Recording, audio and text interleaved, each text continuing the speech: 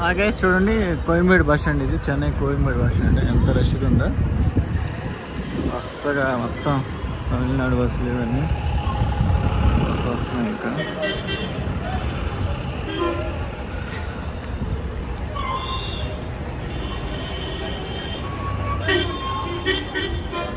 ఎంత రష్గా ఉందో చూడండి, మొత్తం బస్సులు అగ్గిపెట్టేలాగా ఉన్నాయి మొత్తం. ఇంకా అటు సైడ్ కూడా ఉంది, అటు సైడ్ మనం వెళ్ళలేదు.